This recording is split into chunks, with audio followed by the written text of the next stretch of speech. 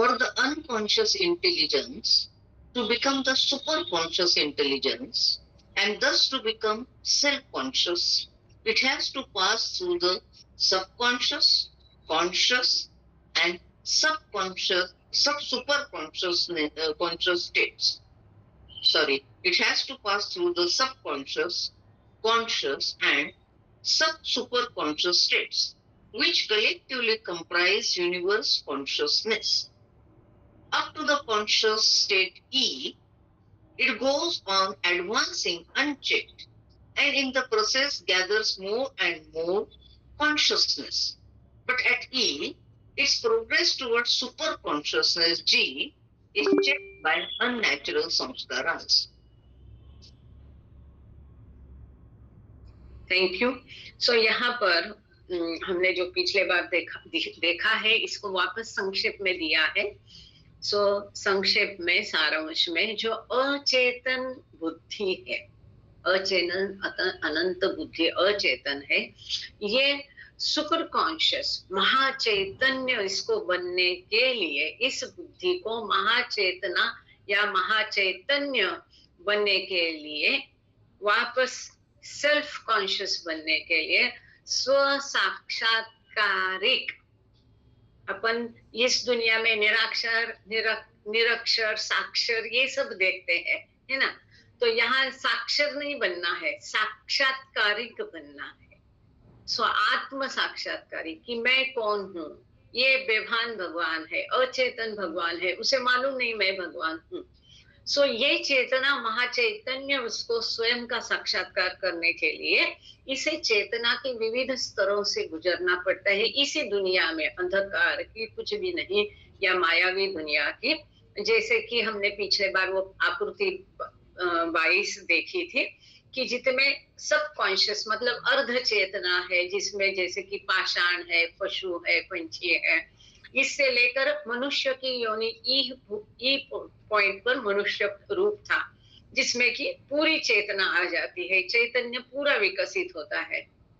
इसके बाद पुनर्जन्म या जो भी प्रक्रिया के पश्चात जब वो मनुष्य आध्यात्मिक पथ पर आता है, तब उसकी चेतना उच्च चेतना होने लगती। सामान्य चेतना से अब ये उच्च है परंतु दैवी नहीं है। सो इसको सब सुपर कॉन्शियस मतलब उप महाचैतन्य कहा है।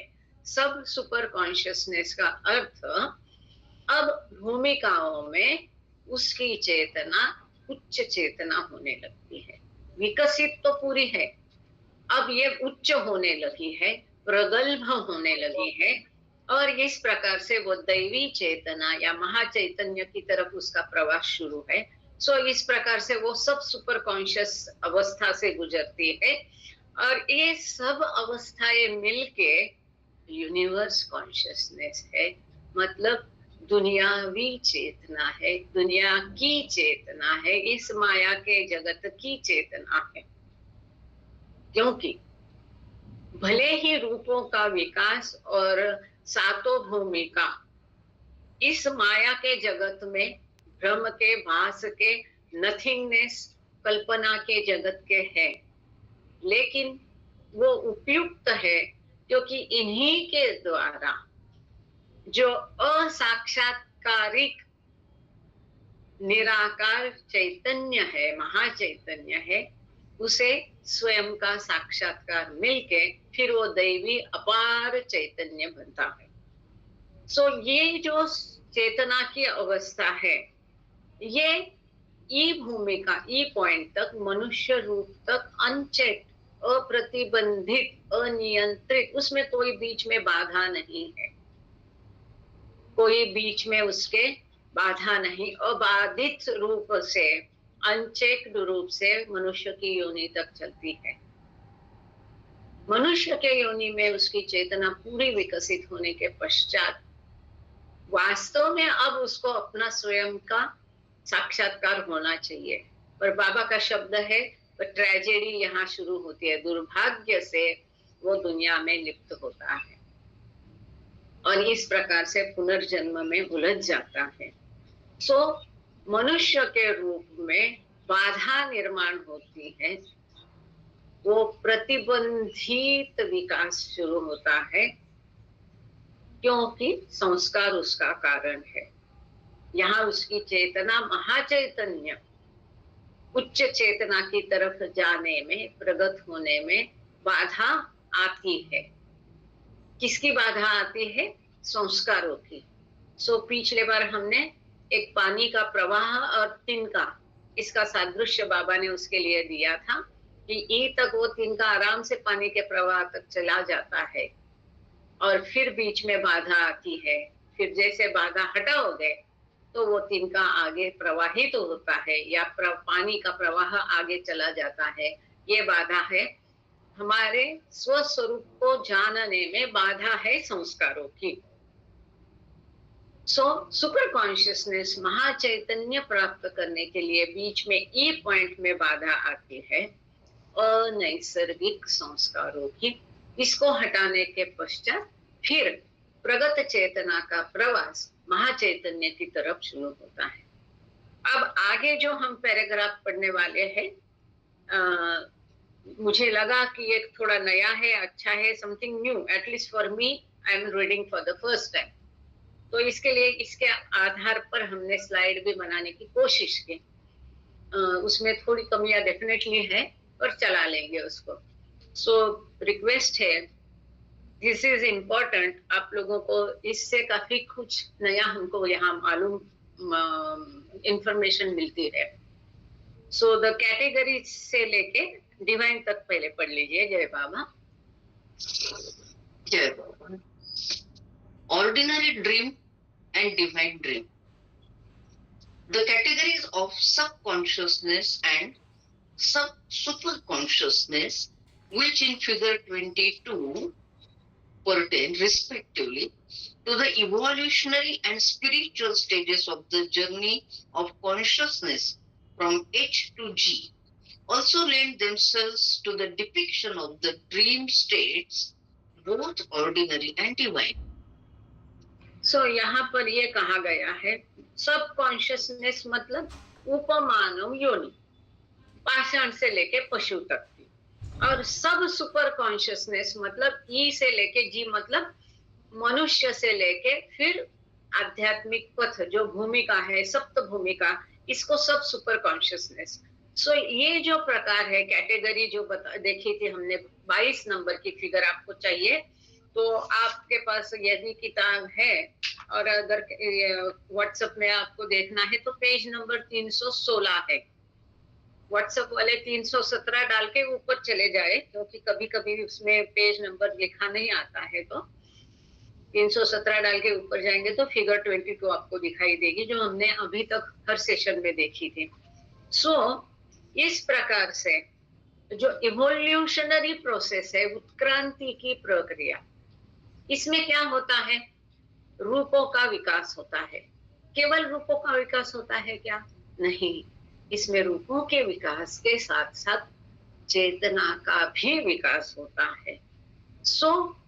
जो नीचे H है मतलब अचेतन अवस्था से मनुष्य योनि तक चेतना का विकास उत्क्रांति के दौरान होता है।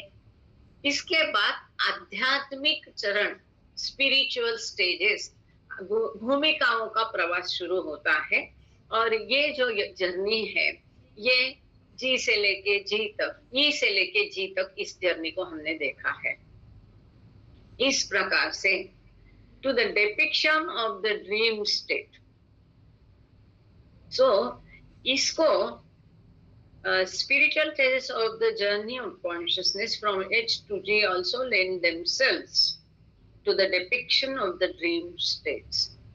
स्वप्न अवस्था, सामान्य स्वप्न अवस्था और दैवी स्वप्न अवस्था। हमने इसके दैवी स्वप्न अवस्था के ऊपर पिछले बार बहुत देखा था। पूरा एक सेशन करीब आधा पौना घंटा का हमने इसमें डाला था।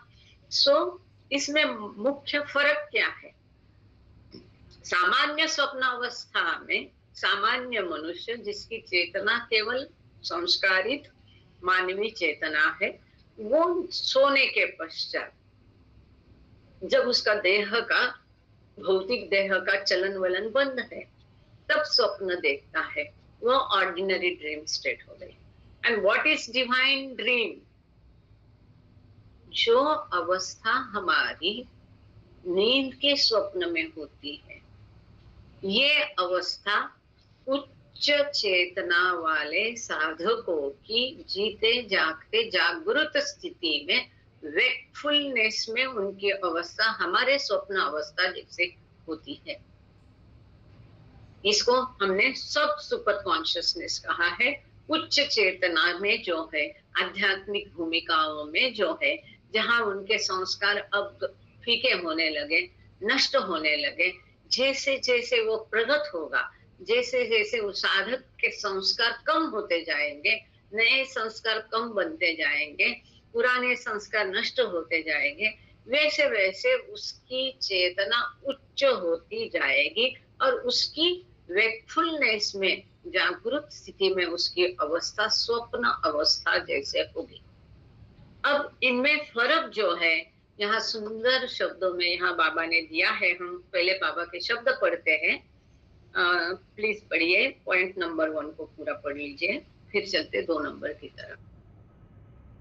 In the subconscious or ordinary dream state of the human or lower species, that is animals, vegetables, etc., the mind experiences the lowest division of the subtle universe. This is very very important. Creation and causes में हमने क्या सीखा कि स्वप्न कैसा आता है, स्वप्न फायदेकारी कैसा है। एक बार उसको फिर से रिवाइज करते हैं कि व्हाट इज ड्रीम। नींद की अवस्था में स्थूल शरीर जब सो जाता है, तब जो बाबा ने इसकी शुरुआत की थी कि हमारे कुल संस्कारों से 80% संस्कार ये तल में, मन के तल में, इन एक्टिव स्थिति में पड़े रहते, सोते रहते। स्वप्न में ये इनमें से कुछ संस्कार, 10% संस्कार एक्टिवेट होते हैं, और ये जो संस्कार है इसको हम सूक्ष्म संस्कार कहते हैं। इन सूक्ष्म संस्कारों को सूक्ष्म देह द्वारा, सकल बॉडी द्वारा, सूक्ष्म जगत में, सकल वर्ल्ड में वो सोया हुआ मनुष्य अनुभव करता रहता है। सो इतना ही हमने देखा था कि स्वप्न मतलब सूक्ष्म देह द्वारा सूक्ष्म जगत का अनुभव। आज यहाँ पर एक और नया मुद्दा यहाँ पर दिखाई दिया है, और वो है कि कौन से सूक्ष्म जगत को वो सोता हुआ, स्वप्न देखता हुआ आदमी अनुभव करता है। तो यहाँ बाबा कहते हैं जिस सटल वर्ड को वो सो रहा आदमी अनुभव करता है, तो ये स्वप्न में, स्वप्न अवस्था में है, मतलब उसकी उच्च चेतना नहीं है। There is a wide difference between ordinary dream and divine dream. So स्वप्न में जो वो स्वप्न जगत, सूक्ष्म जगत को अनुभव करता है, ये सूक्ष्म जगत का नीचतम हिस्सा है, lowest division of the subtle universe. Thank you, Anu sir. अब what are the divisions of the subtle universe पहले हम देखेंगे। सूक्ष्म जगत के भी विभाग है क्या?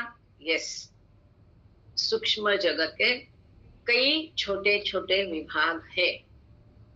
सो कितने विभाग है सूक्ष्म जगत के? 14। ये कैसे है? तो हमने ये देखा था कि जैसे भारत पाकिस्तान कुछ बॉर्डर है, तो कुछ एक हिस्सों में नदी बहती है। सो हम वहां बिल्कुल बॉर्डर लाइन कर ही नहीं सकते कि यहाँ ये पानी पाकिस्तान का और ये पानी भारत का, नदी के बीच में रेखा नहीं मार सकते। ठीक इसी प्रकार से स्थूल जगत, सूक्ष्म जगत और मनोजगत की ऐसी कोई बॉर्डर लाइन येलोसी नहीं है। एक जगत दूसरा जगत बनने के पहले फीका फीका होते जाता है, दूसरा जगत आने के पहले फीका फीका होकर आता है। आपने देखा कि धड़ाम से सूरज डूब गया और अंधेरा आया, ऐसा कभी होता है? एकदम से सूरज 11-12 बजे जैसा ऊपर आया, ऐसा कभी होता है? जो आप सनराइज और सनसेट को समझ लीजिए, तो आपको थोड़ा सा ये जगत का अंदाजा आ जाएगा। सुन रहे हैं आप लोग? देखो, सूरज उगता है तो कैसे पहले किरणें निकलती है, बहुत ज्यादा उजाला नहीं होता है, धीरे धीरे फीका फीका, फिर उसको देहात के लोग बोलते कासरा भर ऊपर आया, 2 कासरा ऊपर आया। पहले के जमाने में घड़ी नहीं होती थी। जब डूबता है तब भी धीमे धीमे फिर उसके जो रंग है अलग अलग बिखरने लगता है ना, सुनहरा होता है, गुलाबी होता है, नारंगी होता है, पीला होता है, फिर नीला होते होते फिर सब मिक्सचर, और फिर धीरे से वो डूब जाता है, हल्के हल्के से, थोड़ा सा दिखाई नहीं देता तब भी प्रकाश थोड़ा रहता है। इसी तरह से ये सब सेक्शंस है, वो स्थूल जगत के भी है, सूक्ष्म जगत के भी है, मनोजगत के भी है। स्थूल और सूक्ष्म जगत दोनों के मिलके, मतलब स्थूल जगत फीका हो रहा है, उसका सन हम कहेंगे अस्त हो रहा है, और सूक्ष्म जगत ऊपर आ रहा है, मतलब उसका उदय हो रहा है। तो दोनों का मिलके कॉम्बिनेशन में जो जगत होते हैं वो 7 उपजगत कहा गया, उसको सब डिविजन्स कहा गया है। स्थूल और सूक्ष्म के मिलके होते हैं वो 7 है। फिर सूक्ष्म और मनोजगत के जो कॉम्बिनेशन में है, ये मिलके होते हैं 7 उपजगत। और क्या रह गया फिर? स्थूल और मनोजगत के मिलकर, इसकी भी एक बार स्लाइड बनाना जरूरी है। काफी बार हमने इसकी चर्चा की है, कितना ध्यान में आया, कितना समझ में आया और कितना याद है मालूम नहीं। जिसको समझ में आया, ध्यान है, कृपा करके थोड़ा हैंड रेस कर दीजिए तो मेरे लिए बख्शिश हो जाएगा वो। क्योंकि हमने इसको कई बार देखा है और मुझे कभी कभी समझ में ही नहीं आ रहा है कि मेरी आवाज आप तक पहुंच रही है कि नहीं पहुंच रही है। Thank you. इस प्रकार से स्थूल और मनोजगत मिलके फिर 7 जगत है। क्या हो गया? सूक्ष्म जगत के अकेले 14 विभाग है। स्थूल जगत और सूक्ष्म के मिलके gross plus subtle 7 and subtle plus mental 7, ये 7 और वो 7 मिलके सूक्ष्म जगत के, सटल वर्ल्ड के 14 सब डिवीजन उपजगत हो गए। ये जो सूक्ष्म जगत के 14 उपजगत है, इनमें से सबसे लोएस्ट जो है, जो कि स्थूल जगत के एकदम करीब है, जहां स्थूल जगत मिट रहा है, सूक्ष्म जगत आ रहा है, ऐसा जो लोएस्ट नीचेतम हिस्सा जो सूक्ष्म जगत का है, इसको हम हमारे स्वप्न में अनुभव करते हैं। This is the new point here. ठोक ठोक पहले बाबा ने बता दिया था कि सूक्ष्म जगत का अनुभव करते हैं। अब ये इन्फिनिट इंटेलिजेंस में बाबा कहते हैं द माइंड कौन अनुभव करता है? मन अनुभव करता है। So mind experiences the lowest division of the subtle universe, सूक्ष्म जगत का जो नीचतम हिस्सा है, इसको हम स्वप्न, ऑर्डिनरी स्वप्न अवस्था में अनुभव करते हैं। अब आप थोड़ा स्क्रीन पर देखिए। अब ये कौन कौन अनुभव करता है? उपमानव योनि और साधारण मनुष्य। यस, उपमानव योनि में भी स्वप्न आते हैं, ऐसा बाबा ने कहा है। इसको हम पहले देख चुके हैं।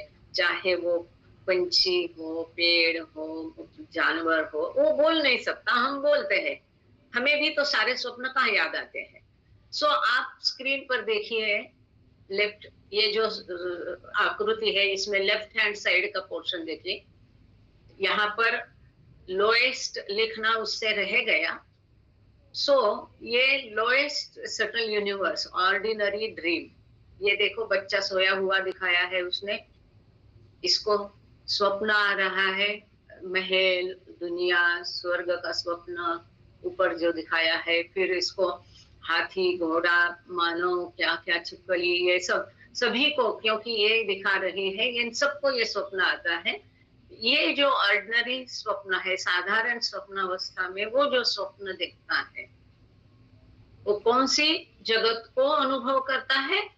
Lowest division of subtle world, सूक्ष्म जगत के नीचतम हिस्से का केवल उस समय वो अनुभव करता है. So this is important.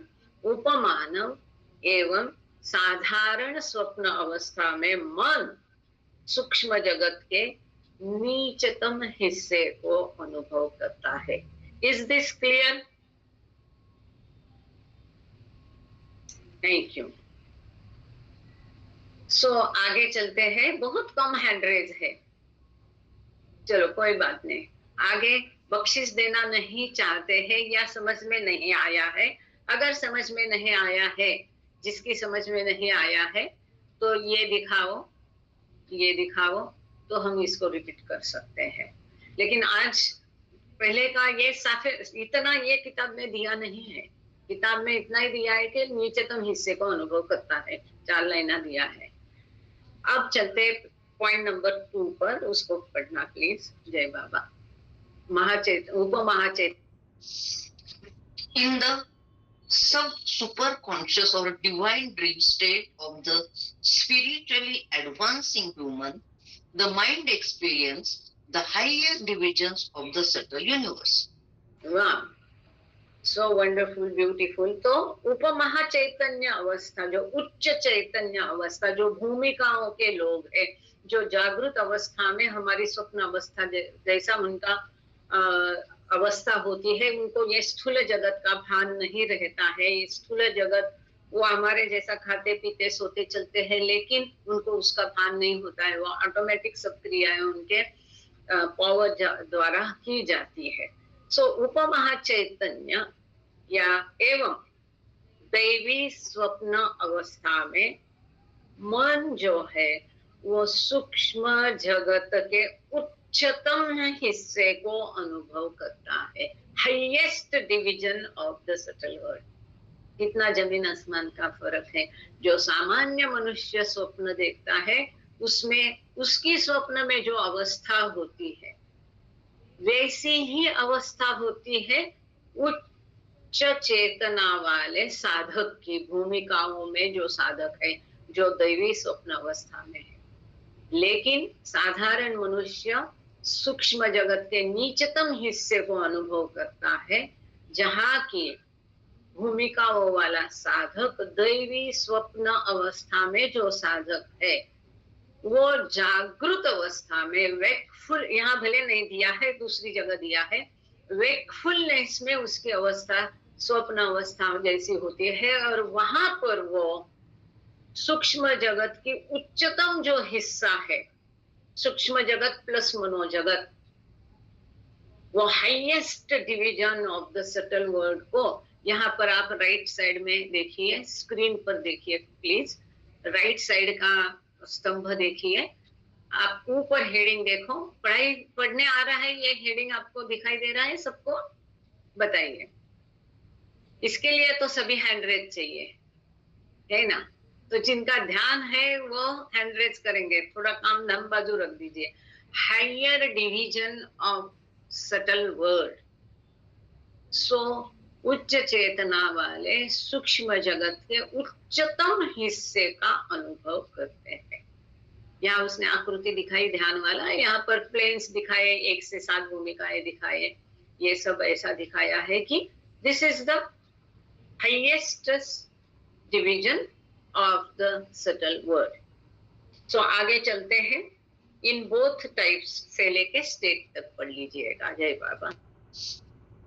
In both types of dream, 1 and 2, consciousness of the subtle is, in one sense or another, sub, that is, beneath the level of some fuller or higher consciousness. But in one, the subconsciousness occurs in the context of sleep, while in 2, the subconsciousness occurs in wakeful, conscious, and so can be characterized as sub-super consciousness. Thus, the ordinary dream of type 1 is a dream in the sleep state, whereas the divine dream of type 2 is a dream in the awake or conscious state. Beautiful, thank you. तो ये साधारण स्वप्न अवस्था और दैवी स्वप्न अवस्था में फर्क ये है कि साधारण स्वप्न अवस्था में हम सोने की स्थिति में, सोते हुए नींद की अवस्था में उसको अनुभव करते हैं, और ये अवस्था होती है जागृति की स्थिति में, जो उच्च चेतना वाला है उसमें, ये जागृति की अवस्था में उसको स्वप्न अवस्था जैसा अनुभव वो करता है। सो दोनों में भी सब कॉन्शियसनेस, सब स्टेशंस किसको अनुभव करता है? सूक्ष्म जगत के सब डिवीजन को, ऊपर जगत को।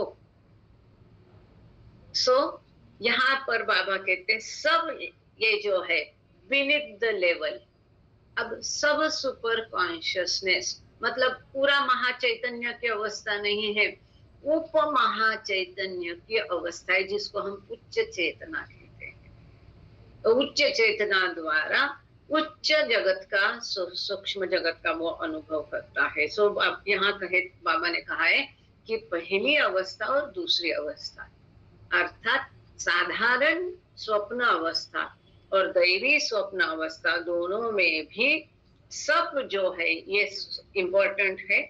या तो पूरी चेतना, मतलब सब कॉन्शियस, कैसा कि मनुष्य की भूमिका के पहले की सारी उपमानव योनि, वहां चेतना सब कॉन्शियसनेस है, पूर्ण चेतना नहीं, अर्ध चेतना है। और जो साधक 1 से 7 भूमिकाओं में अनुभव करता है, उसका चैतन्य उच्च चैतन्य जरूर है, पर वो कैसा है? सब सुपर कॉन्शियसनेस, महाचैतन्य की उप महाचैतन्य, ये उसकी अवस्था है। और इस प्रकार से सब consciousness occurs in the context of sleep। तो पहले स्तंभ में साधारण स्वप्न अवस्था में, नींद में ये होता है। सो दूसरी अवस्था में सब सुपर कॉन्शियसनेस में, उच्च चेतना में, उप महाचैतन्य अनुभव में, ये जो है ये सब सुपर कॉन्शियसनेस, ये जागृति की स्थिति में हम जैसे जग रहे वेकफुलनेस में वो इस प्रकार का अनुभव करता है। महत्वपूर्ण मुद्दा यही है जो हम पहले भी चर्चा कर चुके, ऊपर के पॉइंट्स देखते हुए। साधारण स्वप्न अवस्था ये नींद में होती है, और जो दैवी स्वप्न अवस्था है ये जागृति की स्थिति में होती है। यह महत्वपूर्ण मुद्दा यहाँ पर है। अब चलते हैं last paragraph of this page number 321, reverting से लेके स्टेट तक चलिए। जय बाबा। जय Baba. Creation and false thinking. Reverting to the subject of creation, then the thinking of intelligence created the universe, and its taking the universe to be real is its false thought. In other words, thinking is what has brought imagination forth from the intelligence, and then for the intelligence to think this imagination as real constitutes its false thinking. And when it thinks falsely, intelligence is in the false mind state. सुंदर। सो यहाँ पर निर्मिति और मिथ्या विचार, मिथ्या अनुभव, यहाँ पहली लाइन में जो थिंकिंग दिया, इसका अर्थ मन लिख लीजिए अपनी अपनी कॉपी में। सेंटेंस को फिर से पढ़ती हूँ। Reverting to subject of creation, Baba कहते हैं निर्मिति के जो विषय है इसके ऊपर वापस चलते हुए, the thinking of intelligence created the universe. यहाँ थिंकिंग का अर्थ मन, बुद्धि जो है अनंत बुद्धि अर्थात ईश्वर के मन द्वारा विश्व की निर्मिति हो गई है, इसीलिए ये विश्व सत्य नहीं है। वो मन है तो ख्याली पुलाव है, मन का खेल है, कल्पना है, केवल सत्य नहीं है। और जिस विश्व की ये निर्मिति की है, and it's taking universe to be real is it's false thought. इसके मन ने किया, मन में कुछ भी आप बैठे बैठे सोचोगे मन में कि मैं प्राइम मिनिस्टर बन गया। So what is it? ये मिथ्या है विचार। अब मन के द्वारा जिस विश्व की निर्मित की है उसी विश्व को वो सत्य समझ के उसका अनुभव करता है। कौन अनुभव करता है? वो भी इंटेलिजेंस ही है, वो अनंत बुद्धि है, हर रूपों के द्वारा मिथ्या का अनुभव करती है, इसको सत्य समझती है, इसको मिथ्या विचार कहते हैं, फॉल्स थॉट कहते हैं।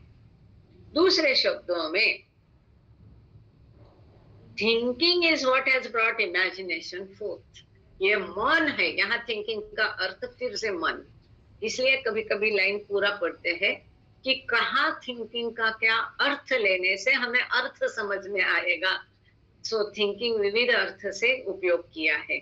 सो मन ने कल्पना का एक रूप को आकार दिया और इस प्रकार से विश्व की निर्मिति हो गई। और जो वही जिसने निर्मित की है वही उस कल्पना को सत्य समझता है। ये फॉल्स थिंकिंग है, मिथ्या का अनुभव है, मिथ्या विचार। जब उसी कल्पना को वो अनुभव करता है, उपभोग करता है, तो वो फॉल्स थिंकिंग का अर्थ मिथ्या अनुभव हो गया। उसी काल्पनिक विश्व को काल्पनिक होने मन के द्वारा बनाया है, फिर भी वो सत्य समझता है, तब उस फॉल्स थिंकिंग का अर्थ मिथ्या विचार हो गया, है ना? मिथ्या अनुभव और मिथ्या विचार। और जब विविध रूपों के द्वारा अनंत बुद्धि इस प्रकार से मिथ्या चिंतन करती, मिथ्या सोच है, मिथ्या का अनुभव करती है, तब अनंत बुद्धि मिथ्या मन की अवस्था में है। कौन अवस्था में है? अनंत बुद्धि। अब अनंत बुद्धि स्वयं ईश्वर है कि नहीं? सो अनंत बुद्धि, जब अनंत बुद्धि थी तो अचेतन भगवान थे। जब अनंत बुद्धि का मन कार्य करना शुरू किया, कार्यरत हो गया, तो इस मन ने अपनी मन की कल्पना को आकार दिया, दो शरीर दिए और विश्व की निर्मित की। जिस पल इस अनंत बुद्धि ने विश्व की निर्मित की, उसी पल अनंत बुद्धि नहीं रहकर अनंत मन बन गई। This is very important to understand in this whole book. इस समझ के साथ अब पहले चारों पांचों चैप्टर आप पढ़ो, फिर से आपको मजा आएगा। अनंत मन, अनंत बुद्धि ही अनंत मन है। अनंत बुद्धि अनंत मन कब बन गई? जब विश्व की निर्मित की। अब इसी विश्व को जब वो उपभोग करता है, मिथ्या को सत्य समझकर उसका अनुभव करता है, तब यही अनंत मन अनंत मिथ्या मन बन जाता है। बदल गया, उसका स्टेटस बदल गया, अवस्था बदल गई। अनंत मन से अब वो क्या हो गया? अनंत मिथ्या मन बन गया। ठीक है, अब चलते पेज नंबर 322, 322। सो इसको पढ़ लीजिए। So it When mind, okay, when mind does not think and when it does think. So, it could be said that the thinking of the mind, which is intelligence in the thinking mode, created the universe. Conversely, when mind does not think, the universe ceases to be. There are two cases of this, designed as H and G in figure 22. सो यहाँ क्या कहते हैं? जब मन कार्यरत होता है, thinking mode में होता है, चिंतनशील होता है, अनुभव करता है, तब यह अनंत बुद्धि चिंतनशील अवस्था में, अनुभव की अवस्था में, थिंकिंग मोड में होती है।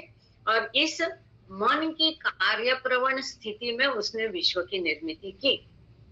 मन कार्यरत होना जरूरी है, मन कार्यरत होने के बाद ही विश्व की निर्मित हुई। और ये मन अंतिमतः भी कार्यरत रहना चाहिए। संस्कारों के विरहित होने के बाद जब ये कार्यरत रहेगा तभी अनुभव मिलेगा, सत्य का ज्ञान मिलेगा, ये एक्सपीरियंस कि मैं ही ईश्वर हूँ, इस अनुभव को अनुभव एक्सपीरियंस करने के लिए उसको कार्यरत रहना पड़ता है, डिवॉइड ऑफ संस्कार होने के बावजूद। सो अगर मन नहीं सोचता है, कार्यरत नहीं, थिंक मतलब कार्यरत होना, कार्य प्रवण होना। So when mind does not think, universe ceases to be. जब मन सोचता नहीं है, मन कार्यरत नहीं है, तब विश्व अस्तित्व में रहता नहीं है। करेक्ट? जब तक मन कार्यरत है तब तक ही विश्व है। क्यों? क्योंकि ये विश्व सत्य नहीं। क्यों? क्योंकि ये विश्व मन का खेल है, क्योंकि ये विश्व ख्याली है। जैसे मन नींद में, गहरी नींद में मन सो जाता है, कार्य और उसका स्टॉप होता है, थम जाता है, रुक जाता है, तब विश्व अस्तित्व में नहीं रहता। सो इसी प्रकार से जब मन कार्य करना बंद कर देगा तब विश्व का अस्तित्व, जैसे आपको एक हकीकत पता होगी कि बाबा को किताब पढ़ के बता रही थी मनी, और बाबा खर्राटे ले रहे। उसे लगा कि बाबा सो रहे तो बाबा को अच्छी नींद मिले, इसलिए उसने पढ़ना रुका दिया। तो बाबा ने, जैसे वो रुकी तो बाबा ने बोला शुरू करो, डोंट स्टॉप। तो उसने बोला कि बाबा आप सो रहे थे। तो बाबा ने कहा कि तुमको ऐसा लगता है मैं सो रहा हूं, मैं कभी सोता नहीं। वास्तव में अगर मैं सही में तुम जैसे गहरी नींद में सो जाऊंगा तो सारा विश्व खत्म हो जाएगा, नष्ट हो जाएगा ये धरती। ये कहानी हमने कई बार पढ़ी है ना? आप लोगों ने भी सुनी होगी, पढ़ी होगी। तब हमको गहराई से कभी इसका अर्थ समझ में नहीं आता है। हम सोचते कैसे इट कैन नॉट स्लीप। तो वो उनका मन अगर सो जाता है, हमारे जैसी गहरी नींद अगर वो सो जाते हैं तो दुनिया खत्म हो जाएगी। जब तक वो विश्व मन कार्यरत है तब तक ही दुनिया का अस्तित्व है। जैसे हम गहरी नींद में, हमारे लिए दुनिया डूब जाती है, दुनिया अस्तित्व में नहीं रहती है, क्योंकि मन हमारा तब काम करना बंद करता है।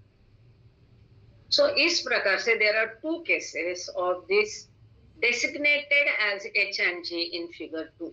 जो 22 नंबर की फिगर है, आकृति है, इसमें मन की ये दो रुकने वाली जो स्थिति है, मन को थमने वाली जो स्थिति है, इसको आकृति में दो अवस्था में दिखाया है। एच अवस्था वो है जो परात्पर परब्रह्म की अवस्था, वहां पर भी मन कार्यरत नहीं है। तो वहां चेतना नहीं है, परब्रह्म नहीं है, दुनिया नहीं है, अचेत भगवान है। और दूसरी मन की थमी हुई अवस्था जी अवस्था है, जो ईश्वर साक्षात्कारिक अवस्था है। वहां मन रुका है पर उसका कार्य चालू है, मन डिवाइड ऑफ साउंड। तो हम अभी पढ़ेंगे, आप एच को पढ़िए जी। जय बाबा। Jai Baba. When the mind is not thinking in the sound sleep or unconscious state, then the universe and its experience simply do not exist. But the mind has to experience, but the mind has no experience of itself either. G. When the mind is not thinking in the Sadguru or sound sleep in awake state, which is superconsciousness, then too, as in H, the universe and its experience simply do not exist. But in this case, the mind has experience of itself. Thank you. So यहाँ मन को ईश्वर कहा है, महत्वपूर्ण मुद्दा। और क्यों ना कहे, जैसे हमने देखा जो अनंत बुद्धि का डेसिग्नेशन चेंज होकर अनंत मन बन गया था, याद है?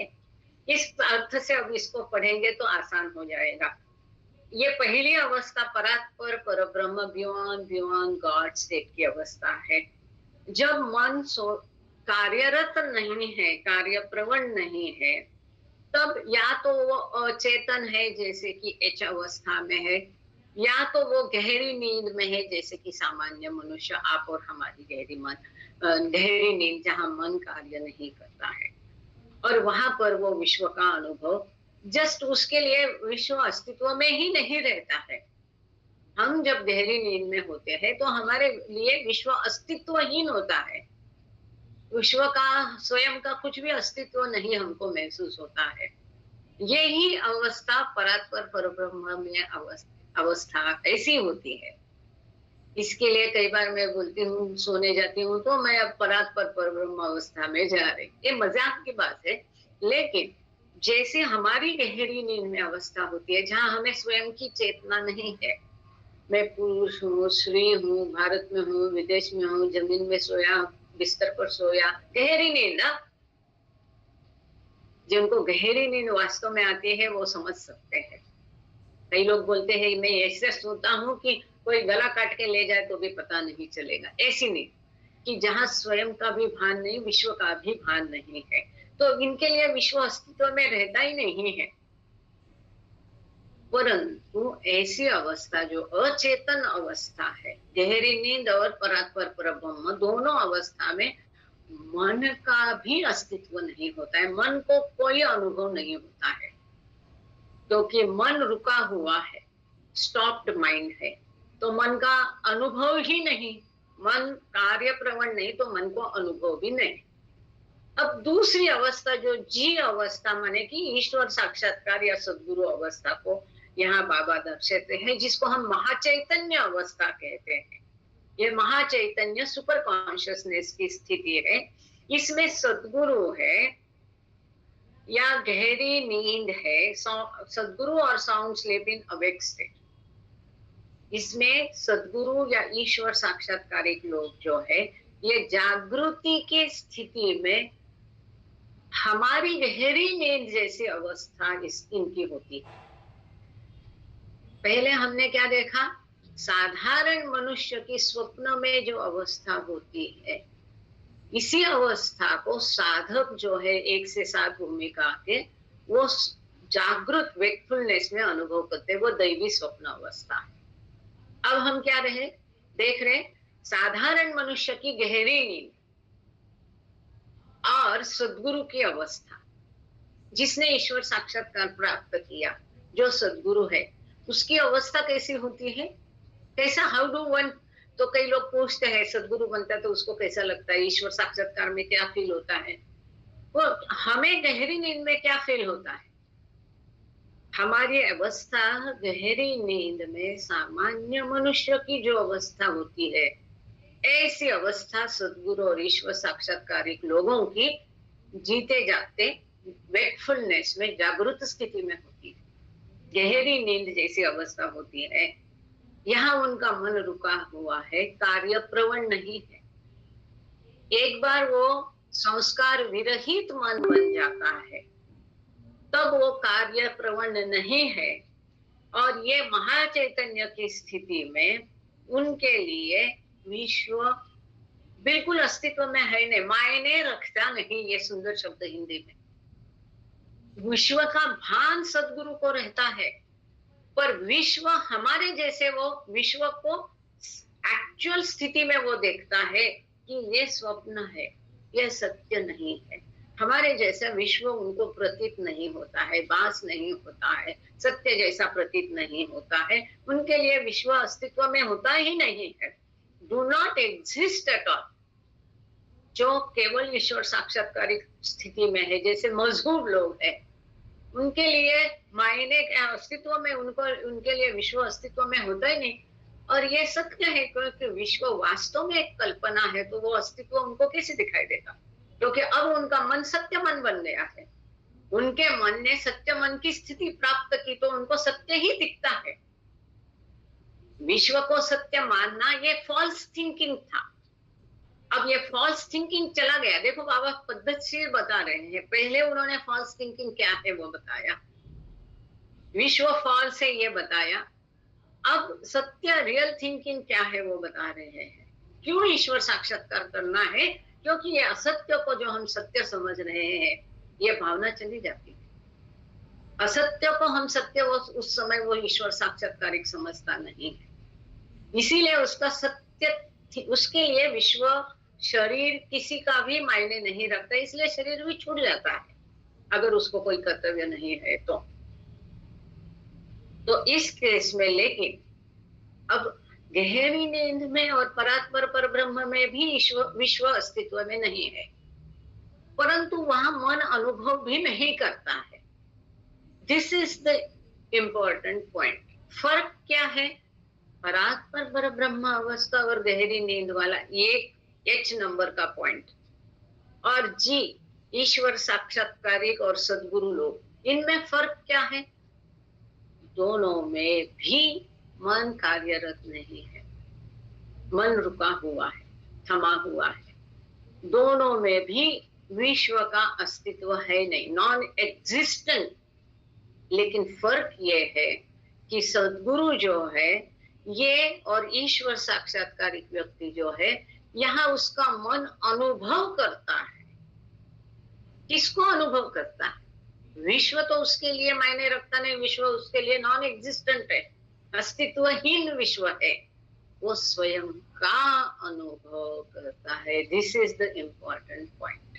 थैंक यू अहिंसा, केशव कुमारी सर, थैंक यू। जो अचेतन परब्रह्म है, परात्पर परब्रह्म और गहरी नींद में मन कुछ भी अनुभव नहीं करता है, वेयर एज ईश्वर साक्षात्कारिक स्थिति और सद्गुरु अवस्था में वही रुका हुआ मन स्वयं को अनुभव करता है। उसके लिए विश्व अस्तित्व में नहीं है, अस्तित्वहीन है। ये एक पॉइंट हो गया। But when the mind does work, a series of consequences follows. लेकिन जब मन काम करता है, कार्यरत है, कार्यप्रवण है, तब तो कई सारे उसके परिणाम होते हैं। क्या परिणाम होते हैं? As long as the mind is working, for so long thoughts continue. विचार, जब तक विचार है तब तक मन कार्य करता है। As long as thoughts persist, for so long the universe remains. जब तक विचार बरकरार है तब तक विश्व अस्तित्व में है। As long as the universe exists, for so long mind experiences the universe. जब तक विश्व अस्तित्व में है तब तक मन उसी विश्व का अनुभव करता है। As long as there is experience of the universe, which implies illusion or falsity, for so long the experience of self or reality is impossible. जब तक हम मिथ्या का अनुभव करते हैं, विश्व का अनुभव करते हैं, विश्वानुभव जब तक करते तब तक ईश्वरानुभव नहीं। जब तक हम विश्व का अनुभव करते हैं, मिथ्यानुभव करते हैं, तब तक सत्यानुभव नहीं मिलता है। मिथ्यानुभव, सत्यानुभव, विश्वानुभव, ईश्वरानुभव। तो कैसी एक चेन बनी है? जब मन काम करता है तो विचार चलते रहते हैं। जब तक विचार चलते हैं तब तक विश्व का अस्तित्व है। जब तक विश्व का अस्तित्व है तब तक विश्व का अनुभव है, मतलब विश्वानुभव है। जब तक विश्व का अनुभव है, मतलब मिथ्या का अनुभव सत्य करके कर रहे मिथ्यानुभव है, तब तक ईश्वरानुभव नहीं है, सत्य का अनुभव नहीं है, ईश्वरानुभव। ठीक है? Wonderful, as only Baba can explain. इतना सुंदर उन्होंने ये बनाई है सीरीज, इसका भी श्रेय बना। इन समेशन, तो संक्षेप में, थिंकिंग हैज 3 स्टेट्स। अब यहाँ थिंकिंग का अर्थ मन लिख लीजिए प्लीज। मन की 3 अवस्थाएं हैं। मन की, क्योंकि ये सारा खेल किसका है? मन का। मन विचार करता है, इसलिए विश्व का अस्तित्व होता है, इसलिए विश्व का अनुभव होता है। सो ये ख्याली पुलाव किसका है? मन का है। सो ये जो मेन पॉइंट है ना, रूट कॉज, वो मन है। और इसलिए इस मन की 3 अवस्थाएं कौन सी है ये जानेंगे। पहली अवस्था है ख्याल और अनअलॉयड थिंकिंग। ख्याल है, ख्याली पुलाव हम बोलते, बहुत बढ़िया शब्द है कि नहीं? क्या बोलते हैं किसी को अगर ऐसा ही बैठा है तो बोलते हैं, उसको लोग पूछते हैं क्या ख्याली पुलाव पका रहा है, बोलते कि नहीं? सो क्या है? मन का है ना, कुछ भी सोच सकता है वो, ख्याल कुछ भी कर सकता है। मैं कश्मीर में गया, हिमालय में गया, बर्फीले पहाड़ पर गया, एवरेस्ट की चोटी चढ़ गया, यहाँ 4 कदम सीढ़ी नहीं चढ़ने की हिम्मत पेपड़े में, और वो ख्याल कर सकता है कि मैं एवरेस्ट शिखर चढ़ गया। दिस इज ख्याल, ख्याली पुलाव मन का। सो ख्याल और thinking which is the creation of the universe, विश्व की निर्मिती ये केवल ख्याल है, ख्याली पुलाव है, बाकी कुछ भी नहीं। सो समेशन क्या लिखेंगे हम? ख्याल या ख्याल इज इक्वल टू विश्व निर्मिति। विश्व क्या है? विश्व की निर्मिति क्या है? जो मन में कल्पना थी उसको उसने 2 शरीर दे दी, कल्पना है। जो साहित्यिक लोग हैं यहाँ पर है, वो कहानी लिखते हैं, नॉवेल लिखते हैं, क्या होता है? पूरा एक विश्व आपके सामने खड़ा कर देते हैं, उसी के आधार पर सीरियल चलती है, सिनेमा चलता है, आप उसको देखते तो उसमें खो जाते हैं। क्यों? क्योंकि ये कल्पना है। ख्याल के आधार पर वो राजा रानी बनाते हैं, उनका महल बनाते हैं, उनका सैन्य बनाते हैं, उनका राजपाट, राज्याभिषेक सब कुछ होता है ख्याल में। सो ख्याल या ख्याली या ख्याल इज इक्वल टू विश्व की निर्मिति। अब दूसरा, ये एक अवस्था हो गई मन की। हम क्या देख रहे? मन की 3 अवस्थाएं, क्योंकि ये मन के ऊपर ही सब खेल है, विश्व की निर्मिति, विश्व का अनुभव, सब कुछ। अब पहली मन की अवस्था है निर्मिति की अवस्था। दूसरी अवस्था क्या है आप जानते हैं? उस निर्मिति का अनुभव करना, अर्थात मिथ्या अनुभव, अर्थात विश्वानुभव, अर्थात फॉल्स थिंकिंग माइंड। मन की मन पढ़ लेते हैं यहाँ, नहीं तो मैं कुछ अपना मन का बोल। पॉइंट नंबर 2, खोटो ख्याल, unalloyed pure, right? Thank you. ऐसा अगर कोई महत्वपूर्ण सेंटेंस या शब्द मेरे से मिस हो जाता है तो आपको ऐसा मेरे ध्यान में ला देना है, जैसे अभी आपका ने लाया है। कमिंग बैक टू दैट, यहाँ पर पहला जो है ख्याल और अनअलॉयड थिंकिंग। मन की अवस्था कैसी है? शुद्ध। अनअलॉयड मतलब मिलावटी नहीं है। आजकल बहुत चल रहा है ना ये, है कि नहीं?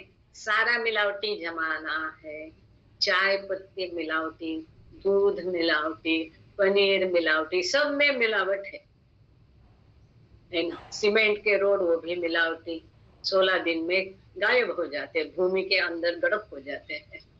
सो ये मिलावटी का जमाना है। लेकिन मन की पहली अवस्था मिलावटी नहीं है, शुद्ध मन है, क्योंकि वो मन किसका है? आफ्टर ऑल ईश्वर का मन है। सो अनअलॉयड थिंकिंग, मन की वो शुद्ध अवस्था में जो कार्य बन गया, जो निर्मिति हो गई, वो विश्व की निर्मिति है। अब दूसरी मन की अवस्था है उस विश्व का, बनाया हुआ विश्व का अनुभव करना। वास्तविक वो भले शुद्ध है लेकिन मन का ख्याल ही है, और वो असत्य को हम सत्य मानते हैं। ये हमारा फॉल्स थिंकिंग है, मिथ्या विचार है, और उसी असत्य को हम सत्य समझकर उसका उपभोग लेते, आनंद लेते, सुखी होते, दुखी होते, उस विश्व का अनुभव होते हैं। ये मन की अवस्था जो है ये मिथ्या अनुभव वाली स्थिति है, मिथ्या माइंड। खोटो ख्याल खोटो ख्याल मतलब मिथ्या मन, मिथ्या चिंतन, मिथ्या विचार। खोटो ख्याल और false thinking which is the realization of the universe. So मिथ्या चिंतन is equal to विश्व का अनुभव या विश्वानुभव। ये मन की दूसरी अवस्था है। पहली अवस्था है मन की शुद्ध मन जो निर्मिति विश्व की करता है, वही मन असत्य या मिथ्या मन बनता है विश्व का अनुभव लेकर के। अब तीसरी अवस्था आप लोग समझ ही गए होंगे, समझ गए क्या? तीसरी अवस्था क्या होगी बताइए, फटाफट बताइए, कौन सी अवस्था होगी तीसरी? सत्य मन, रियल माइंड। सो तीसरी अवस्था खरो ख्याल और real thinking which is realization of self. तीसरी मन की अवस्था अत्यंत महत्वपूर्ण है, and this is the aim of every life. अब मिथ्या सोच, मिथ्या अनुभव बंद होना चाहिए, सत्यानुभव होना है, खरो ख्याल, रियल थिंकिंग, सत्य का अनुभव। सत्य का क्या अनुभव? मैं ही ईश्वर हूं, ये सत्य का अनुभव है। सो यहाँ थिंकिंग का अर्थ चिंतन या विचार नहीं, अनुभव है, सत्यानुभव। विश्व का अनुभव नहीं करना है, अपना स्वयं का अनुभव करना है। Real thinking which is realization of self. क्या है? What is real thinking? तो अपने मूल स्वयं को अनुभूति करना, उसकी अनुभूति करना, उसको अनुभव करना कि मैं ही ईश्वर हूं, इसका अनुभव करना, ये सत्य का अनुभव है। बाबा स्वयं लिखते हैं, खरो ख्याल और real thinking which is realization of self, स्वयं का सत्य। सो सत्य चिंतन इज इक्वल टू सत्यानुभव। सो मन की तीन अवस्था हो गई। एक वो अवस्था शुद्ध मन जो निर्मिति करता है, दूसरा मन जो मिथ्या का अनुभव करता है, विश्व का अनुभव करता है, और तीसरा मन सत्य का अनुभव करता है, स्वयं का अनुभव करता है, ईश्वर साक्षात्कार या गॉड रियलाइजेशन करने वाला मन। सो आप आखिरी पैराग्राफ पढ़ लीजिएगा, ऑल थ्री स्टेट्स। जय बाबा। All three states are of the infinite intelligence. And so we have 1. The thinking of infinite intelligence. 2. The false thinking of infinite intelligence. And 3. The real thinking of infinite intelligence. तो इस प्रकार से अनंत बुद्धि के ही ये मन है। ये जो तीन अवस्था हमने मन की देखी है, this is the important point. ये मन की तीनों अवस्था किसकी है? एक मन किसका है? अनंत बुद्धि का मन है। चाहे वो मनुष्य के रूप में हो, चाहे वो पशु के शरीर में हो, चाहे वो पत्थर के शरीर में हो, मन किसका है? अनंत बुद्धि का ये मन है। और ये अनंत बुद्धि के मन की तीन अवस्था है। पहली अवस्था जो है, ये अनंत बुद्धि का मन कार्य प्रवण होता है, शुद्ध मन से निर्मिति होती है विश्व की, अनअलॉयड थिंकिंग स्टेट। और दूसरी अवस्था है, उसी निर्मिति का वो स्वयं अनंत बुद्धि विविध रूपों के द्वारा अनुभव करती है, फॉल्स थिंकिंग, मिथ्या का अनुभव, विश्व का अनुभव, विश्वानुभव, मिथ्यानुभव। और तीसरी मन की वो ही अनंत बुद्धि की तीसरी मन की अवस्था, real thinking of infinite intelligence. उसी अनंत बुद्धि का अब जिसने ईश्वर साक्षात्कार प्राप्त कर लिया है, जो सद्गुरु बन गया है, उसका मन कैसा है?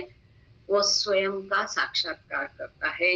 गॉड रियलाइजेशन जिसने किया है वो सत्य मन है, सेल्फ रियलाइजेशन, सत्यानुभव करता है, उसी को सच्चिंतन, ये मन की तीसरी अवस्था है।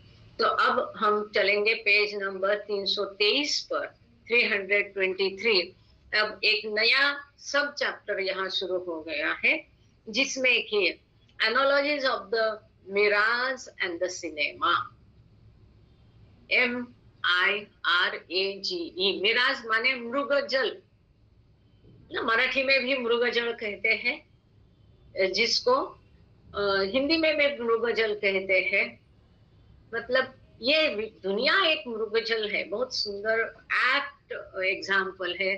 आप लोगों ने कभी, कितने लोगों ने, चौधरी जी का हैंड रेज है, सवाल पूछेंगे उनसे, क्या है देख करेंगे चर्चा। मृग मरीच का मैडम, मृग मरीच का। मिराज का अर्थ है मृग मरीच का। मृग तृष्णा भी बोलते इसको, मृग तृष्णा। तो मैं सवाल ये पूछा कि कितने लोगों ने मृगजल को देखा है? कितने लोगों ने मृगजल देखा है? वो कृपा करके यहाँ दिखाई। मैं भी दिखाती हूँ, मैंने भी देखा है। हाँ, जब मैं अहमदाबाद में थी तो मैंने, तब तक हम किताबों में केवल पढ़ते थे मृगजल, मिराज, लेकिन वहां वास्तव में हिट बहुत होती थी और रोड एकदम चकाचक। वो नरेंद्र मोदी का जमाना था, जब हमारा पोस्टिंग अहमदाबाद में था, तो वो चीफ मिनिस्टर थे। सो वहां पर हम जब गाड़ी रास्ते में चलती थी, आगे लगता था एकदम पानी है, जबकि सड़क हुआ करती थी। इस मृगजल को हमने अनुभव किया है। ये इतना वंडरफुल होता है, अनबिलीवेबल होता है। जो मृगजल को जिसने देखा है उनको समझ में आएगा कि दुनिया वास्तव में कैसे मिथ्या है। सो यहाँ पर हैंड रेज है, चौधरी साहब क्या कहते हैं, 2 मिनट में हम उनका सवाल लेते हैं और तुरंत हम चलेंगे कि विश्व। जय बाबा। जय बाबा। पूछ लूं क्या अभी थोड़ा? हाँ, ऐसा एक थोड़ा सा क्लियर करना था जय बाबा। परात्पर परब्रह्म अवस्था जो मूल अवस्था है, जो बेभान परमात्मा हम जिसे कहते हैं, तो उसे अचेतन कैसे माना जाए? उसमें जो इनबिल्ट, ये एक इनबिल्ट उसमें लहर है, भीम, और आपका वो सवाल कार्यरत। सवाल आपका शायद मैं समझ गई। परात्पर ब्रह्म को अचेतन कैसे कहते, इतना ही सवाल है ना? हाँ, इनबिल्ट है उसमें। और वो आपका सवाल है कि आप बताना चाह रहे हैं? नहीं, मन बुद्धि लैटेंट है, लेकिन वो भीम जो है वो अभी भी जारी है, तो उसे हम अनकॉन्शियस परात्पर पर ब्रह्म कैसे कह सकते? थोड़ा सा एक आपकी इसमें तरफ सब से। कुछ है, आपका सवाल मैं समझ गई है। और शायद बाकी लोगों को भी इसका उत्तर मालूम है। आप म्यूट कर सकते हैं अपने आप को अभी, बाकी लोगों को सुनाई देगा क्या कह रहे हैं। चौधरी साहब का सवाल है, हम समझने के लिए अचेतन परमेश्वर, बेभान भगवान, ये बाबा ने स्वयं दिया हुआ शब्द है। वास्तव में परात्पर परब्रह्म, हम उसको अत्यंत मूल अवस्था ईश्वर की कहते हैं, उसी में उसको अपार चैतन्य आ ही गया। लेकिन उस अपार चैतन्य की चेतना उसे नहीं है, भान उसको नहीं है। उस अर्थ से अचेतन कहते हैं, इस अर्थ से नहीं कि कॉन्शियसनेस नहीं।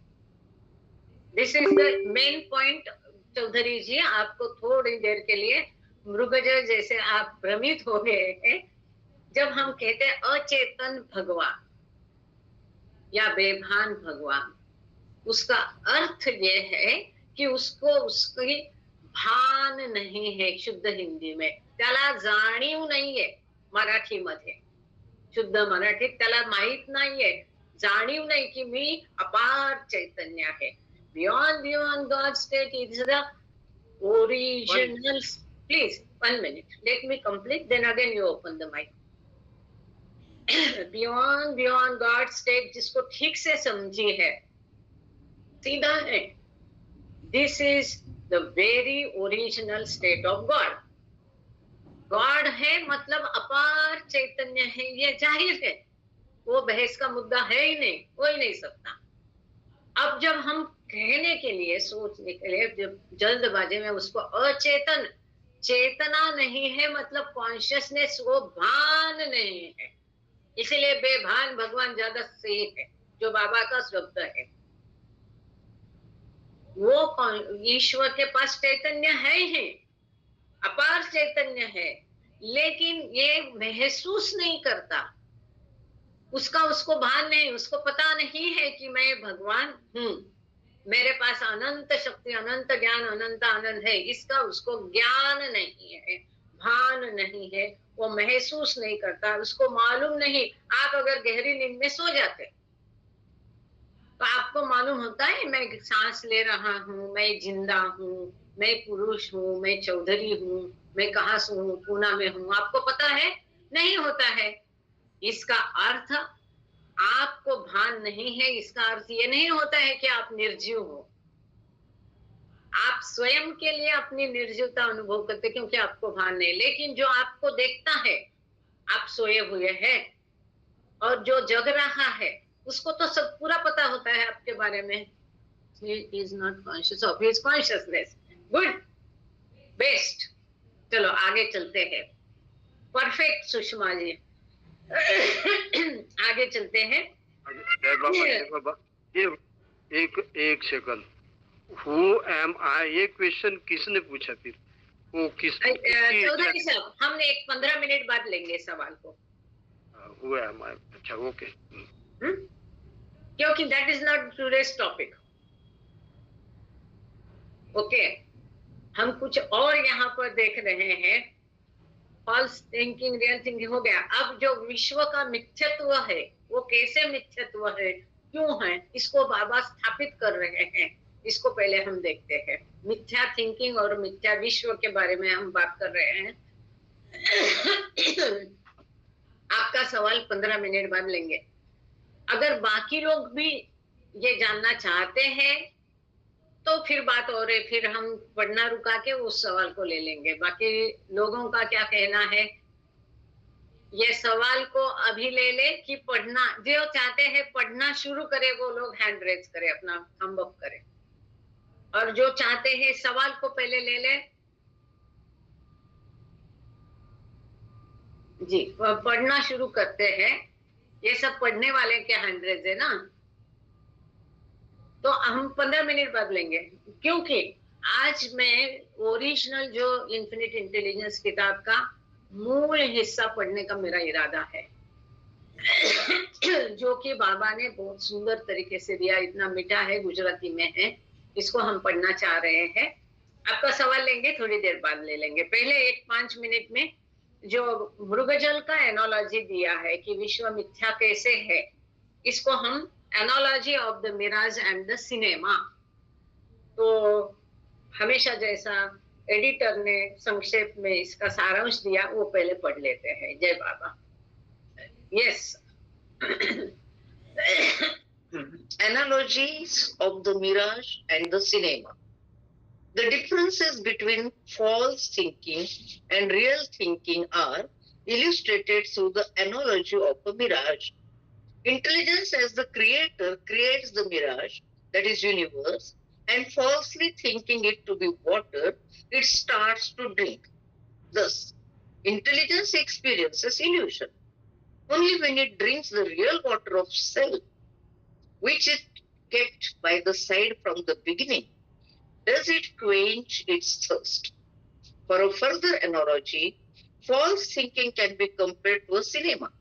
The Sadguru is like a film projectionist who realizes that he himself is the one casting images on the screen, and so he is unaffected by the action of the movie. By contrast, the ignorant projectionist representing the ordinary person forgets that he himself is cranking the film projecting device and so believes that he is caught up in what he sees. But when his hand is stung by a scorpion, symbolizing the grace of the Sadguru, the film stops and he realizes that what he saw and took to be real was nothing but the outcome of his own imagination. So, संक्षेप में बता देंगे। दो उदाहरण दिए हैं, दो सादृश्य दिए हैं। एक था मृगजल है, जिसको मिराज कहते हैं। तो इसका साधु अभी दुबे जी ने कोई सुंदर हिंदी शब्द बनाया उसको। ये जो फर्क है मिथ्या अनुभव और सत्य अनुभव, मिथ्या चिंतन और सत्य चिंतन, इसको एक मृगजल की सादृश्य के एग्जाम्पल के द्वारा समझाया गया है। ये मृगजल निर्माण करने वाला अनंत बुद्धि है, इसके पास स्वयं का पानी है रखा हुआ। This is important in this, जिसको आप चेतना कहते हैं, अनंत चेतना कहते हैं। और ये क्या करता है, मृगजल सत्य समझ के उसमें से पानी पीने का कोशिश करता है और इस प्रकार से वो भास का अनुभव करता है। जब वो अपने पास बाजू में रखा हुआ चंकी में जहां भी है वाटर बैग में पानी पीना वास्तव में पीता है, तब this is important, which is kept bye it's side from the beginning. आपके सवाल का उत्तर, शुरू से ही उसकी अनंत चेतना अनंत है, चाहे वो परात्पर पर ब्रह्म हो, एक अवस्था है, चाहे वो रूपों का प्रवास हो, पशु हो, पंछी हो, पत्थर हो, प्राणी हो, मनुष्य हो, आप, हम सब में चेतना अनंत ही है, पहले से ही है। इसमें कोई सवाल का यही नहीं। इसके ऊपर पूरा चैप्टर, हमने 3 चैप्टर थे इसी किताब में, कि ये अनंत चेतना है, क्योंकि सब में अगर ईश्वर है तो ईश्वर की चेतना अनंत है, तो हमारी अनंत है। और जमशेद की आंख, मैडम जमशेद की आंख का चैप्टर था उसमें। फिर भी, राइट सर, थैंक यू, फिर भी हमको वो सीमित क्यों लगती है? रूपों के कारण। क्योंकि और ये रूप सीमित क्यों हो गया, इसको भी हमने देखा था इसी किताब में।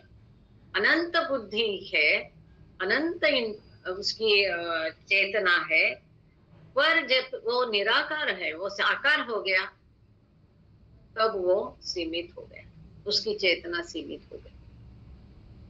और चेतना सीमित क्यों? वास्तव में वो असीमित है। अगर उसमें ईश्वर है तो चेतना असीमित है, लेकिन चूंकि रूप उसका सीमित था, क्योंकि एक रिवर्स में इक्वेशन भी दिया था, अनंत कल्पना है, वो मनोकल्पना निराकार है। वो कल्पना जब मनोकल्पना थी तो अनंत नहीं थी, माइक्रो थी, सूक्ष्माति सूक्ष्म कल्पना थी। जब उसको आकार दिया तो वो अनंत बन गई। लेकिन जो अनंत चैतन्य है उसको आकार देते ही रिवर्स हो गया। ये विरुद्धों का खेल कैसे शुरू हो गया, द्वैत का खेल कैसे शुरू हो गया, इस चैप्टर में ये पूरा डिस्क्राइब किया है कि जो कल्पना सूक्ष्म थी वो साकार होते ही अनंत बन गई।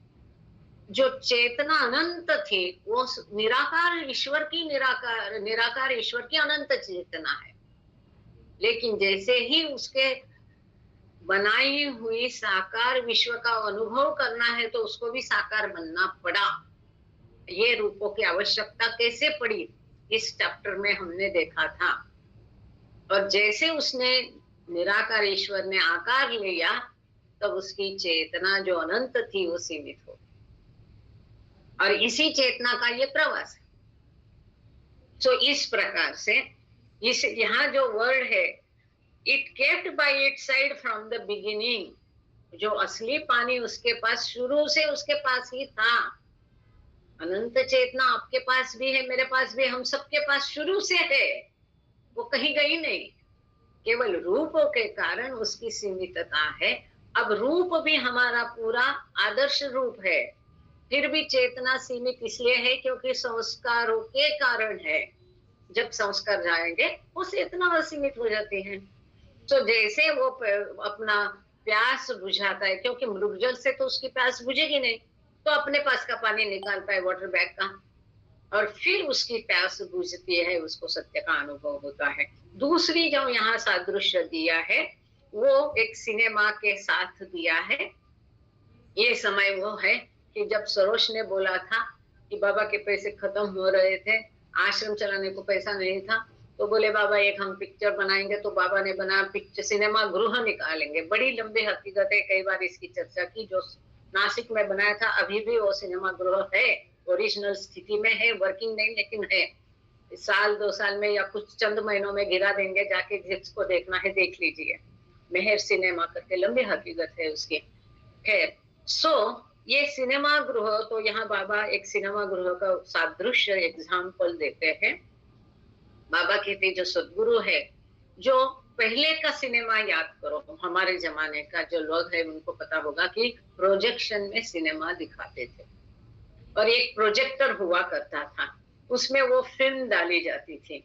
एक ही हैंड रेस के, एक अगर हाथ उठाने की एक क्रिया है तो उसको टप्पे टप्पे हाथ के यहाँ उठाया, यहाँ उठाया, यहाँ उठाया, यहाँ उठाया, ऐसे करके अलग अलग पिक्चर को एक साथ एक गति में घुमाएंगे तो वो हैंड रेस का एक चित्र बन जाता है, एक कार्य बन जाता है।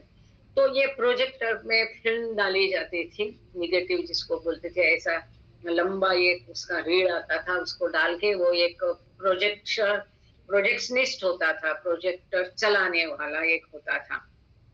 तो बाबा कहते हैं ये सदगुरु है, ये प्रोजेक्टर चलाने वाला है, मतलब विश्व का ये प्रोजेक्टर चलाता है फिल्म जैसा।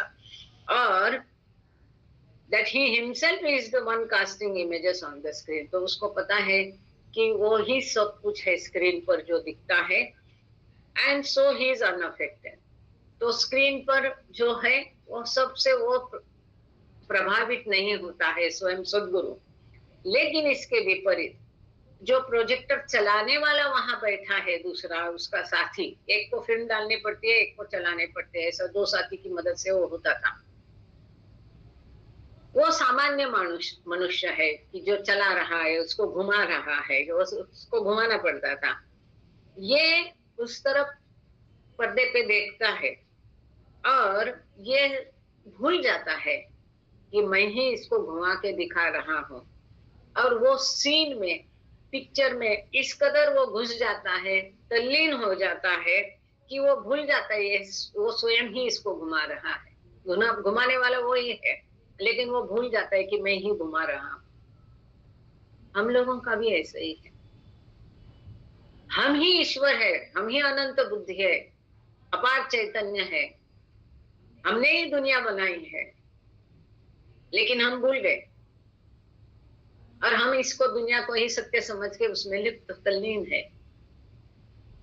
परंतु when his hand is stung by a scorpion, अब वो घुमा रहा है, उधर चित्र दिख रहा है, वो भी देख रहा है, और एकदम आके बिच्छू काट लेता है उसके हाथ को, मतलब उसकी तंद्री भंग होती है, तंद्री भंग होती है। तब इसका अर्थ है वो सद्गुरु उसको फिल्म रुकाने को बोलता है। मतलब सामान्य जीवन में एक सद्गुरु आकर हम पर कृपा बरसेगी उसकी, तो एक पल में हमको ईश्वर साक्षात्कार दिला सकता है। वो हमको रियलाइज करा सकता है कि हम जो अपने आप को हम कह रहे, ये कह रहे, वो कह रहे, वो नहीं है, हम ईश्वर है। सारे संस्कार एक पल में खत्म हो जाएंगे, सातों भूमिका एक पल में साध्य की जाएगी। And he realizes that what he saw and took to be real was nothing but the outcome of his own imagination. जो उसने देखा ये सत्य नहीं था। जब ये बिच्छू उसको काटता है तब उसको समझता है अरे ये तो पिक्चर चल रहा है। जो पिक्चर देखते हैं वो भी ऐसे उसमें तल्लीन हो जाते हैं कि उसको सत्य समझ बैठते हैं। अब क्या करेंगे हम, मूल किताब का यहाँ जो एडिटर का भाग पढ़ने के पहले जो बाबा की मूल किताब है, जिसके पास किताब है, वो 553 पेज पर जो अपेंडिक्स है, 1 नंबर का अपेंडिक्स में 11 नंबर का डिवीजन हम पढ़ेंगे, जो कि गुजराती में एज इट इज है। लेकिन मेरे ख्याल से अभी केवल 9 मिनट बचे हैं। सो आपका सवाल आपको अभी भी है चौधरी जी? हाँ जय बाबा, थोड़ा सा क्लियर करना था मुझे ये कि केवल सवाल बोले, एक्सप्लेनेशन कुछ मत देना, नहीं, केवल सवाल बोलिए। Who am I? ये जो लहर आई वो अनकॉन्शियस अचेतन परमात्मा को कैसे आ सकती है? जो अचेतन, समझ गए, सवाल हो गया, बराबर है। सुन लीजिए, उसका जवाब सुन लीजिए। अचेतन परमात्मा को लहर, सवाल आया ही नहीं। जैसे उसके मन में सवाल आया को हम उसी पल पहला संस्कार बना। तो इसकी स्थिति का वर्णन बाबा ने किया है, यही किताब में शुरू के भाग है, उसमें आपको पढ़ने को मिलेगा। वो जो हलचल की स्थिति में अब वो है, पहले जो है बियॉन्ड गॉड, ये एकदम शांत महासागर है। सवाल आने की जो स्थिति अब है वो स्थिति अलग है। जो शांत महासागर में लहर उठने की स्थिति is different, that is not beyond God state. And जो लहर उठ के सवाल उठा वो स्थिति तीसरी स्थिति है, जहां कोहम का सवाल, जहां उसका मन जो था शांत इनएक्टिव माइंड था, वो एक्टिवेट हो गया, कार्यरत हो गया पहले मन। तब मन में सवाल मैं कौन? जैसे आप नींद में है, सोते हैं, गहरी नींद में है, आप उठते तो क्या करते हैं? एकदम धड़ाम से उठते हैं क्या? धीरे धीरे आप एकदम गहरी नींद से उठते हैं। तो पहले पहले आपको ये नहीं भान होता है कि मैं दोपहर में सोया कि रात में सोया था। अगर आपको दोपहर की गाढ़ी नींद लगी है तो पहले आप उठते हैं, तो पहले शरीर आपका उठता है, आपका माइंड एकदम उस समय ये नहीं होता है। और फिर आपको लगता है अरे रात हो गई, पर फिर आप देखते धीरे धीरे आप जगते हैं, धीरे धीरे आपकी चेतना वापस आती है। तब आप समझते हैं अरे अच्छा ये तो 4 ही बजे है, दोपहर का 3 बजा है, मैं रात में नहीं सोया था, दिन में ही सोया था। ये चेतना धीरे धीरे आप में आती है, वो चेतना है ही पहले। So slowly these are the different steps from beyond God to the परात। इसीलिए तो बाबा ने गॉड स्पीक्स में ईश्वर की अवस्था में अत्यंत मूल अवस्था और दूसरी अवस्था के बाबा ने 3 हिस्से किए हैं, ABC। तो आप जो पूछ रहे हैं ये ईश्वर की दूसरी अवस्था ए का चित्र है, जहां पर उसको मूल अवस्था से, इसको बाबा ने मूल अवस्था कहा है, परात्पर परब्रह्म को अत्यंत मूल अवस्था कहा है। और ये मूल अवस्था परात्पर परब्रह्म से ज्यादा भिन्न नहीं है, अभी भी उसकी स्वयं को चेतना नहीं है। तो धीरे धीरे बदलाव होता है। अचेतन मतलब उसको बिल्कुल ही चेतना नहीं है, वो ईश्वर है। वहां इतना हार्ड एंड फास्ट आप सोचोगे तो कुछ भी नहीं समझ पाओगे। बोलिए। ठीक है, अभी ये लहर लेकिन अभी चालू है। एक काम करते हैं, गांगड़े सर आप इनके सवाल का जवाब दीजिए, क्योंकि अभी ये क्या करेंगे, सवाल के बदले और कुछ आगे एक्सप्लेनेशन खुद ही देते जाएंगे। तो गांगड़े सर को रिक्वेस्ट है। ओके मैडम, ओके ठीक है। Because you are not satisfied, he will explain you nicely. That's why. क्योंकि हमारे पास समय की कमी है। ठीक है, ठीक। ओके। जय बाबा। जय बाबा, जय बाबा। जय बाबा सर, जय बाबा सर। तो पहले परफेक्ट एक्सप्लेन किया कि फर्स्ट स्टेज परात्पर परब्रह्म, और सेकंड बाद में कहा बाबा ने परब्रह्म। तो ये सेकंड में जो बाद में 3 पार्ट्स दिए, पहले परफेक्ट था कि परात्पर परब्रह्म में, बाद में परात्पर परब्रह्म के बाद में परब्रह्म स्टेज, उसमें वो लहर आती है। गॉड स्पीच में क्लियर दिया हुआ है, माइंड में जैसी लहर आई तो माइंड में क्वेश्चन हुआ है, हाँ, फिर उसका आंसर चालू हो गया है। परफेक्ट आपने किया है मेरे ख्याल से। This is enough. जय मेरा जय बाबा सर, थैंक यू सर। बोलिए चौधरी जी, बोलिए। Thank you. जय बाबा। मैं बोलूं क्या? मैं बोलूं? नहीं, एक बार उनका समाधान होने दीजिए।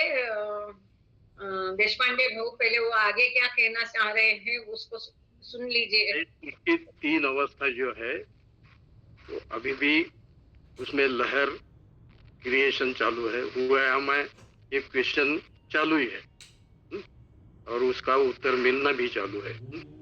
तो it is a continuous process. तो गांगड़े सर ने जो बताया ना 3 अवस्था, मुझे समाधान हो गया।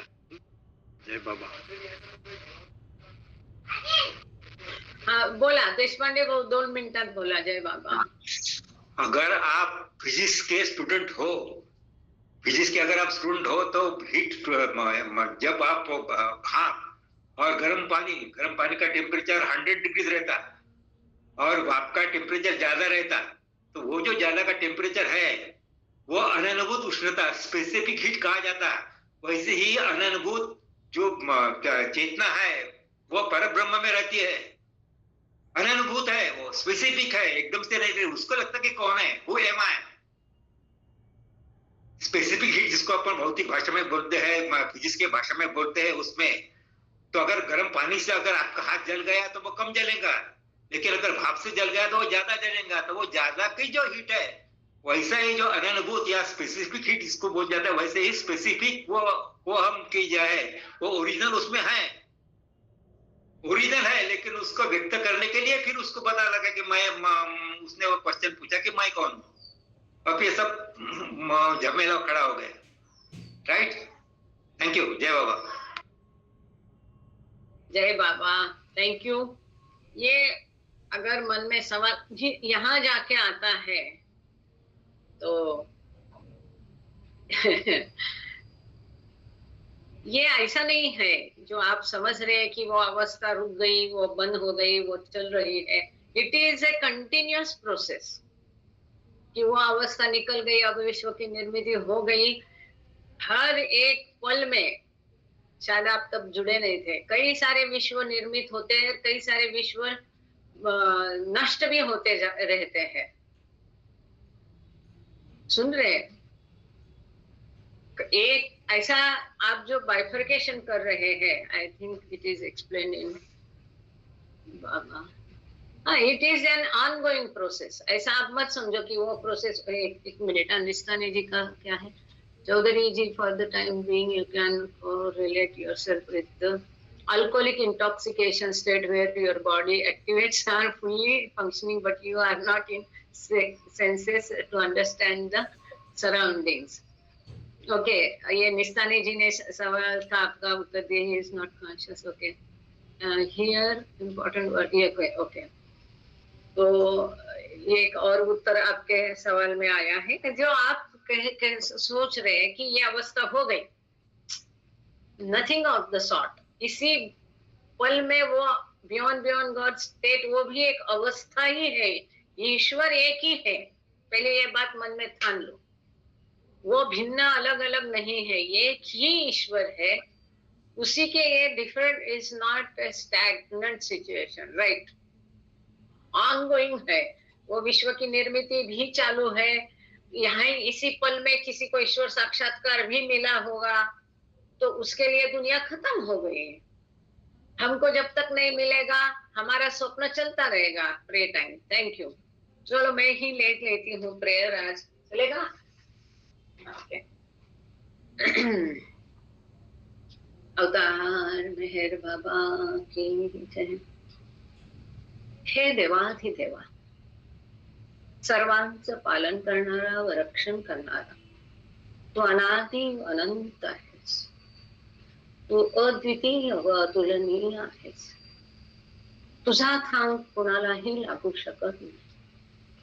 तुझ्या ठाई रंग नाही, अभिव्यक्ती नाही, रूप नाही, तसंच गुणही पण नाही।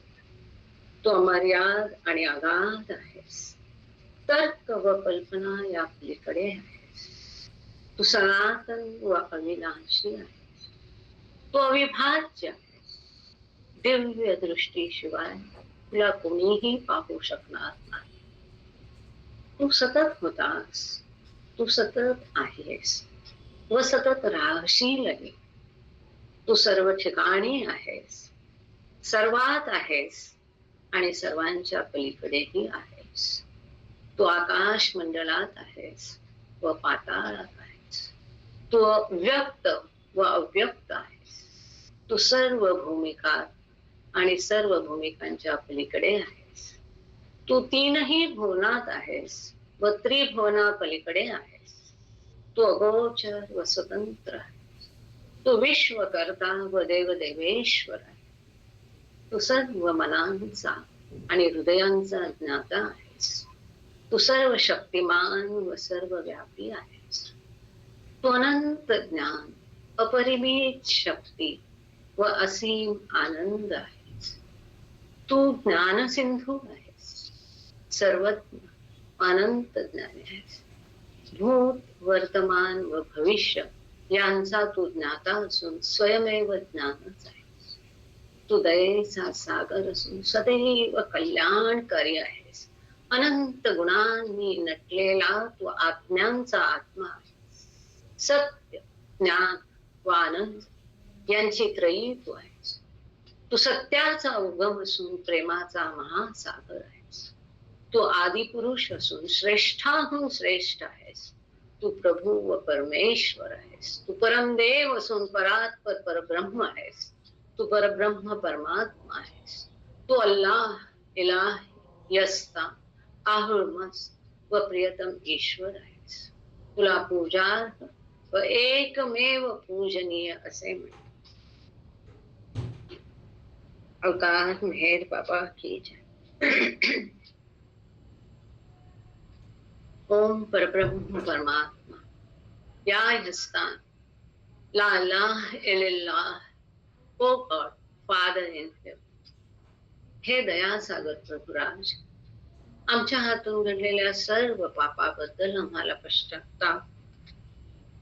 असत्य, अन्याय व अमंगल अशा प्रत्येक विचाराबद्दल, बोलू नये अशा बोलल्या गेलेल्या प्रत्येक शब्दाबद्दल व करू नये अशा केल्या गेलेल्या प्रत्येक कृतीबद्दल आम्हाला पश्चाताप. स्वार्थानं प्रेरित अशा प्रत्येक कृत्याबद्दल, शब्दाबद्दल व विचाराबद्दल, तसंच द्वेषमूलक असं प्रत्येक कृत्य, शब्द व विचार यांच्याही बद्दल आम्हाला पश्चाताप. प्रत्येक कामुक विचाराबद्दल व कामुक कृत्याबद्दल आम्हाला विशेष करून पश्चाताप.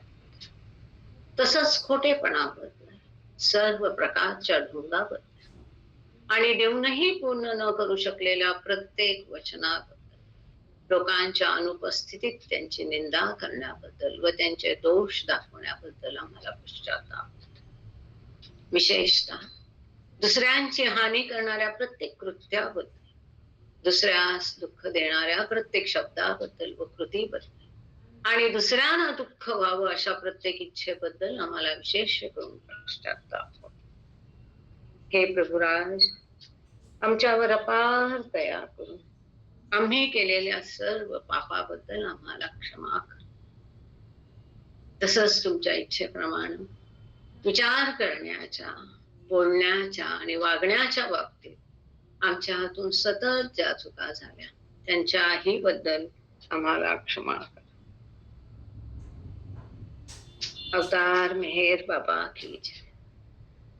हे प्रियतम परमेश्वरा, तुझ्यावर अधिकाधिक प्रेम करण्यासाठी आम्हा सर्वांना तू सहाय्य कर. अधिक आणखी अधिक प्रेम करण्याकरता इतकं की तुझ्याशी एकरूप होण्यास आम्ही पात्र व्हावं व तुझ्यावरील आमचं प्रेम वृद्धिंगत व्हावं यासाठी आम्हास तू सहाय्य कर. आणि प्रियतम बाबांचा दाम अगदी अखेरच्या क्षणापर्यंत व अगदी अखेरच्या क्षणी देखील आमच्या हाती घट्ट राहावा यासाठी आम्हास तू सहाय्य कर. अवतार मेहेर बाबा की जय. Thank you Baba, thank you all of you. जय बाबा. अहिंसा आहे. जय बाबा, जय बाबा.